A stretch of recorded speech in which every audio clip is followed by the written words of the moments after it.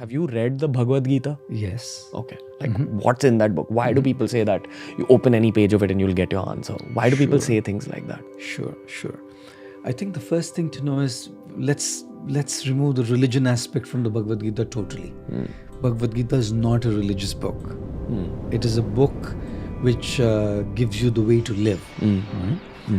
And the setting for the Bhagavad Gita is the battlefield of Kurukshetra, the Mahabharata, where Arjun's confused, right? And Krishna becomes his mentor and gives him guidance in a way that he can now start doing what is meant to do right. So every young man or lady is going to have confusions. Every young person is going to have those dilemmas, to do or not to do, to be or not to be. That's exactly how the Gita begins.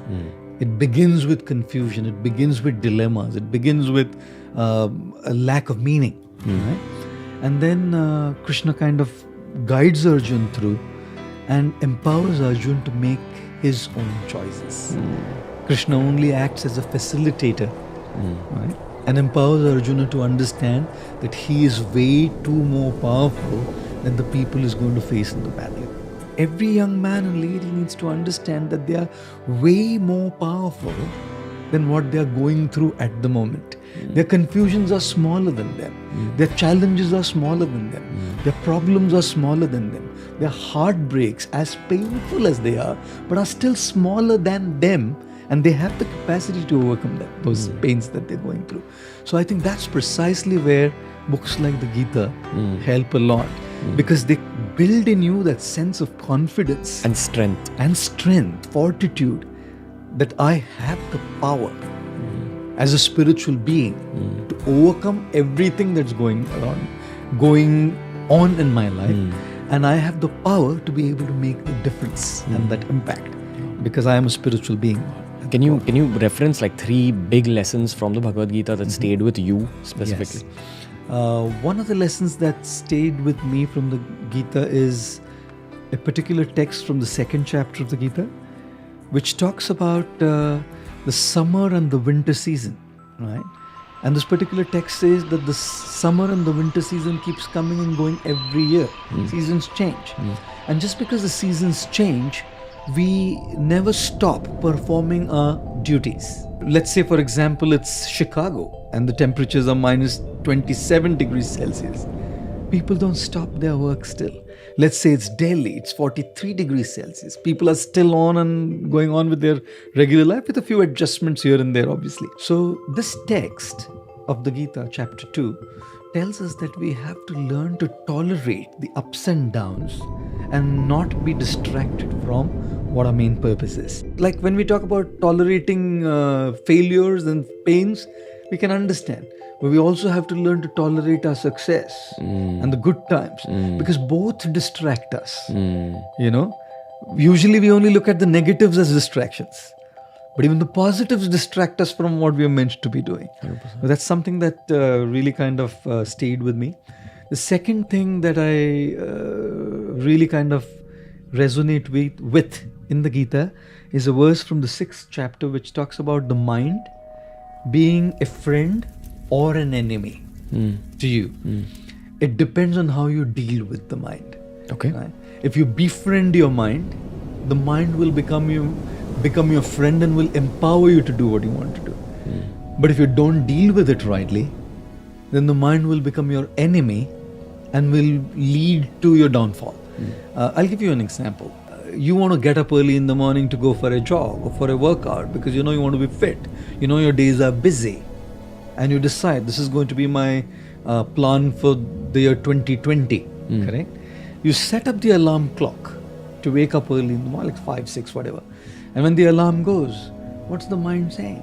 The first thing, you slept late last night, take it easy. Or maybe this is not the right thing for you to do. The mind's constantly playing games, right?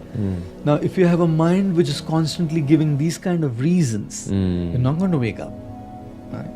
On the other hand, if you learn to train your mind using the proper intellectual process, right, proper spiritual process, your mind can be your greatest asset and your friend. Which is meditation, good books. Meditation, books, right?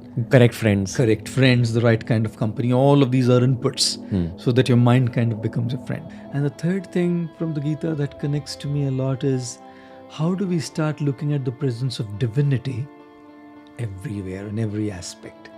We don't have to necessarily go to a place of worship to look at the presence of divinity. You can look at the presence of divinity in nature. You can look at the presence of divinity in other people. You can start looking at the splendor of the creator or the creation.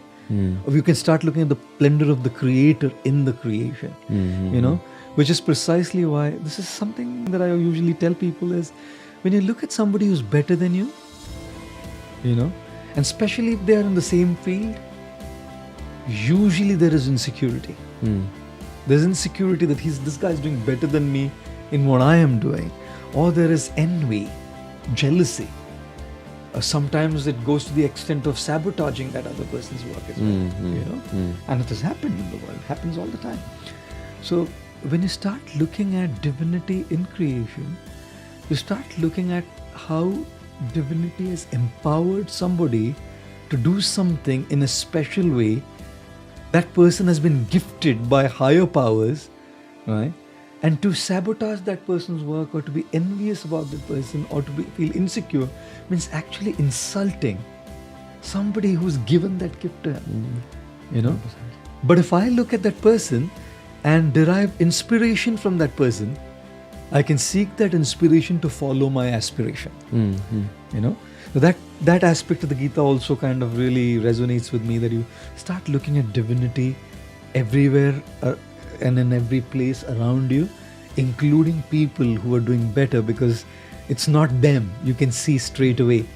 Very often I see people who do remarkable stuff, and they usually, when they speak, they say it's they doing it, and of course they're doing it. No doubt that there's a part that they're doing. But you can tell that there's something beyond them that's kind of making them do it.